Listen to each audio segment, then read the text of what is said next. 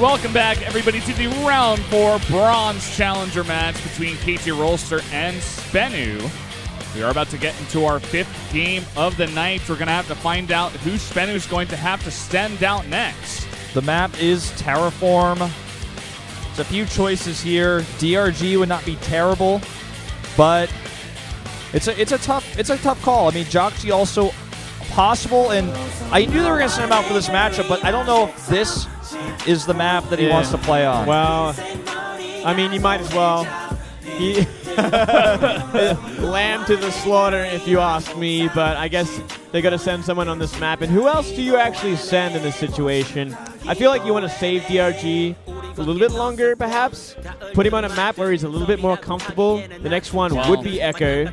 Echo and Bonnie Research Station to end things off. I mean, Zergs have had some trouble against at least Terran on both of those maps, but maybe not against Protoss, and maybe they're just expecting it to be Stats and eventually Zest to come out next, because you can't not play Zest, right? Sure. That would be weird. That would not make sense.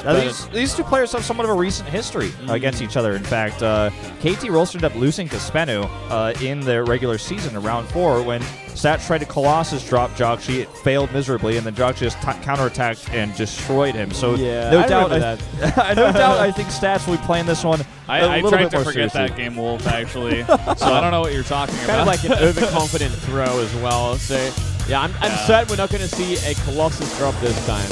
I hope not, Moonglade. Well, guys, it's going to be game number 5 here between Stats and jjakji on Terraform to decide which one of these teams is going to take the lead. Let's jump into it right now.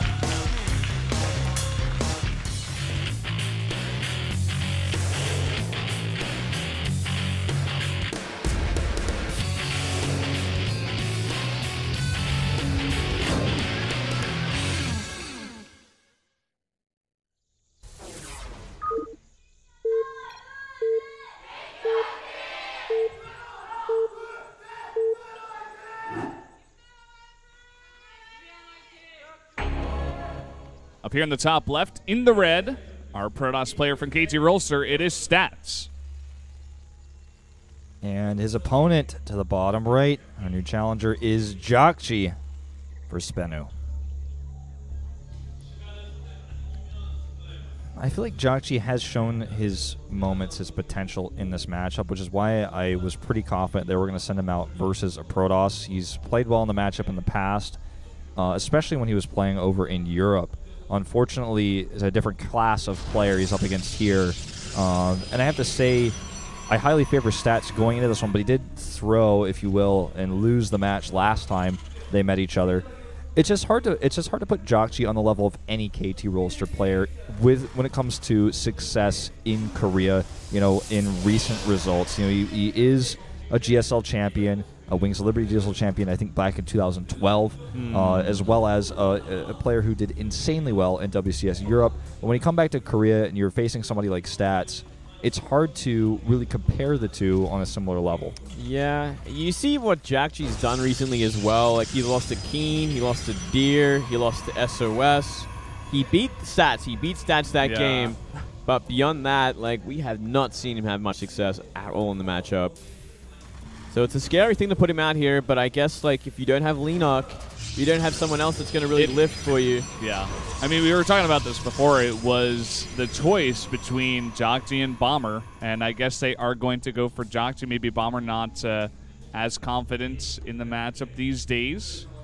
Let's talk about something else entirely as well, is what happens when your last player is DRG. Is that a good idea? We've seen that situation a lot in the past as well. I remember back in GSTL, we'd see that a lot, and it's a scary thing to see because he would often just fold. Yeah, and he's known by many of his fans as the final boss because he's chosen oftentimes last, but we've seen it time and time again, him fail, even back in the days of Coach Juan, you know, who no longer is a part of StarTale or SBENU's new coaching team. You know, use him in these stressful situations, and he failed, and he's been stressed about it. We saw in round 3, all he had to do was win one game. It was the third game. His team only had to win one game. When you go into game 3, it's DRG. He clearly was nervous and played a bad game because he was nervous. So I still think we have to see DRG today. Oh, the scout. Busted. What does it mean? Goes home. Yeah. Throws down to Twilight. Going to Chrono Boost out the Stalker to try and deny the SCV, I guess. It will be successful. Yep. Well, he's trying I think to he's still going to block it, right? I think he could still stop the SCV. He has to bring a probe, though. He has to bring a probe. No, he just leaves. Wow. Seeing no Nexus is somewhat stressful. I think he was close enough to see no Mothership Core building as well. Yeah, he certainly did not see that. So maybe he's saying, okay, that gas is still going somewhere. I saw, the two gassers were taken decently early. That scout is very important for jjakji here. We are seeing mines come out, so he's going to have that counter to oracles if they happen to be on the map, as well as potential pressure later on once that starport's finished up.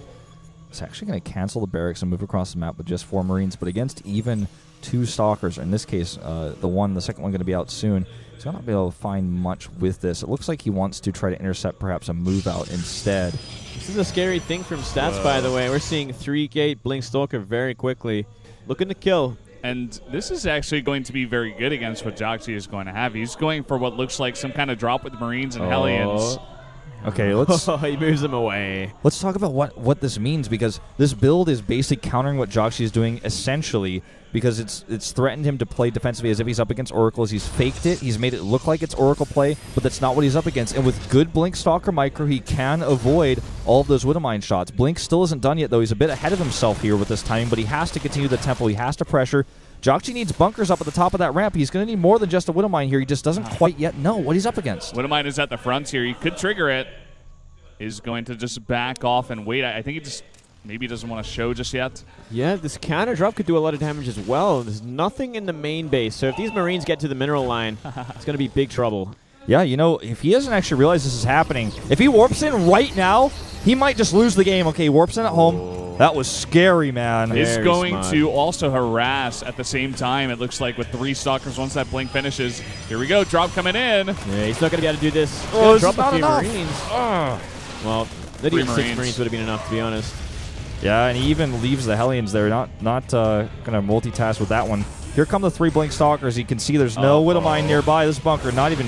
He's on the Nexus, and he's trying to get it down a bunker, but this is incredibly desperate right now for jjakji. There's nothing left over either. Only SCVs to defend against 6 Blink Stalkers and a Mothership Core. Now, this Widowmine is going to be easily just avoided. He only has 1 barracks.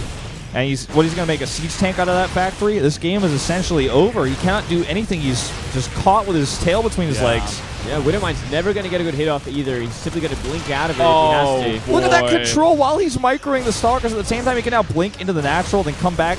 He's got so much potential for damage here. Lost more than half of that.